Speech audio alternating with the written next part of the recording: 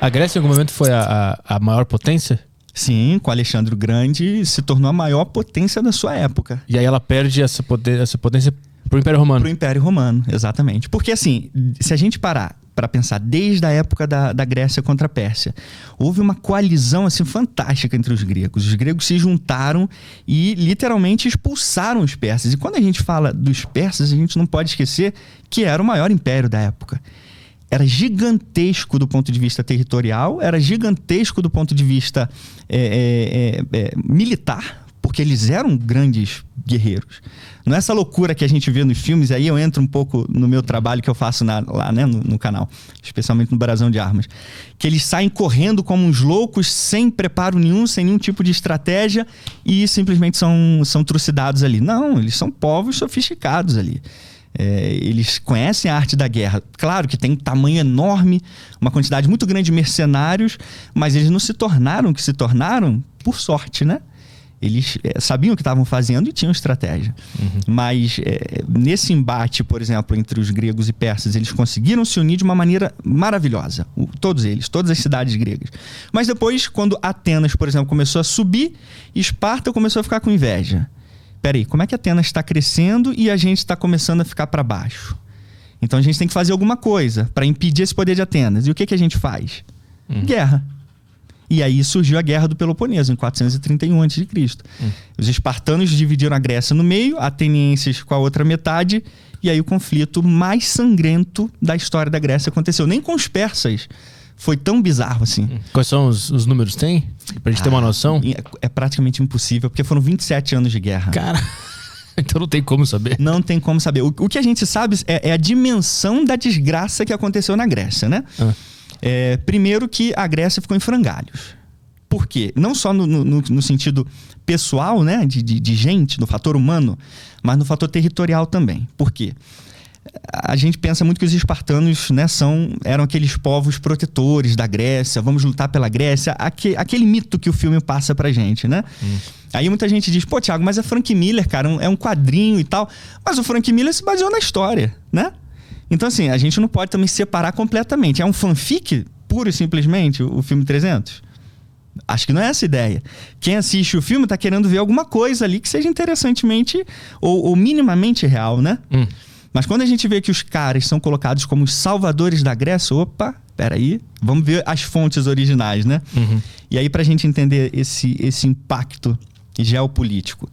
27 anos de guerra. Grécia dividida, mais dividida ainda do que antes. Esparta entrega todas essas cidades que lá no início os atenienses lutaram contra os persas para proteger, lá da Turquia, né? Da região da Turquia. Fica com os persas. Então, aí já tem uma ruptura do mundo grego. Metade do mundo grego está com os persas e a outra metade está no continente. Então, olha o caos geopolítico que já acontece. E aí, a Esparta, de certa forma, tenta manter o seu controle ali, né? O seu poder. Porque agora, como a gente se aliou aos persas, os persas estão do nosso lado. Só que causou um rebuliço na Grécia Antiga, porque, peraí, como que os espartanos entregam para os nossos inimigos o nosso povo? Isso não está certo. E aí, depois da Guerra do Peloponeso, que terminou no finalzinho do século V, mais conflitos começaram a acontecer. Só que conflitos dessa vez para erradicar Esparta. Os gregos da época, liderados por Atenas e por Tebas, queriam acabar com os espartanos de fato. Por causa dessa traição. Por causa dessa traição. Mas qual era o interesse de Esparta em entregar essas cidades? Por que eles fizeram isso? Ganhar a guerra. Porque eles não estavam conseguindo ganhar a guerra contra Atenas. Tá, mas em algum momento eles foram amigos? Dos persas? Espartanos e gregos. Em algum momento eles foram... conviviam de boa? Sim. Por exemplo, eles tiveram alguns interesses em comum. Por exemplo, na guerra contra os persas, houve uma certa união. Houve uma liga para lutar contra os gregos, né? Beleza, isso aconteceu, mas a gente pode dizer que de maneira rápida e breve, levando em consideração todo o século de luta contra os persas. Foi basicamente 10 anos que houve uma união legal entre a Grécia. E aí que surgiu aquela ideia assim, né? Puxa, a gente pode se tornar um povo só, né? Olha como a gente é forte se a gente estiver junto. Só que quem pensava assim não era Esparta. Esparta só olhava para o umbigo dela. quando então rolou, Atenas se tornou muito forte, porque era Atenas que estava lutando contra os persas e protegendo essas outras cidades mais frágeis, né? Cobrando impostos, é claro, também não é porque era boazinha não, a gente vai proteger e lutar por vocês. Se tornou um império, né? Mas estava cumprindo o papel dela, que era lutar contra os persas, os invasores. E aí Esparta então viu que Atenas estava crescendo demais, então foi à guerra para frear esse crescimento de Atenas. Só que não estava conseguindo vencer. Mais ou menos 17 anos depois do início da guerra, mortes e pobreza, né? E muitos efeitos colaterais que a guerra causa, e Esparta sofrendo isso. O que a gente faz agora? Não tem como vencer essa máquina, porque Atenas foi a primeira superpotência naval da era do mundo, a gente pode dizer assim. A primeira que colocou mesmo o poder marítimo como o centro de todo o seu poderio militar. Como que a gente encara eles? Que a gente não tem marinha? Persas. Os persas têm dinheiro, os persas têm barcos, né?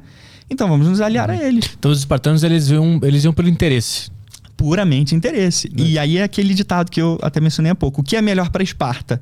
Independente dos gregos. Que se danem os gregos. O que é melhor para Esparta? Se aliar a Pérsia? Vamos lá, a gente se alia a Pérsia. E aí entregaram então essas cidades-estados gregas todas para a Pérsia e receberam a ajuda dos persas então.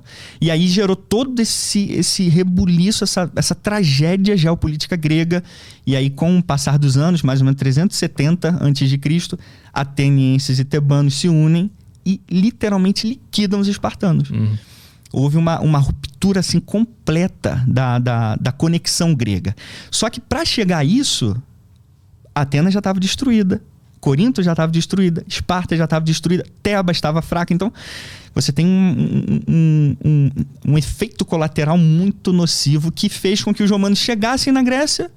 Olha aí. Tá tudo pronto já. Tudo pronto. Entendi. É só a gente dar umas espadadinhas nos caras que tá tudo sob controle. Os caras já estão destruídos. E eles ainda conseguiram, de certa forma, resistir um pouquinho na Batalha de Corinto, que foi a Batalha da Conquista de Roma na Grécia. Ainda tentaram lutar e tal, mas eles não tinham a menor condição de encarar aquela máquina de guerra coesa que eram os romanos. Então meio que a culpa foi deles próprios de se dizimarem, abrindo caminho para os romanos, né?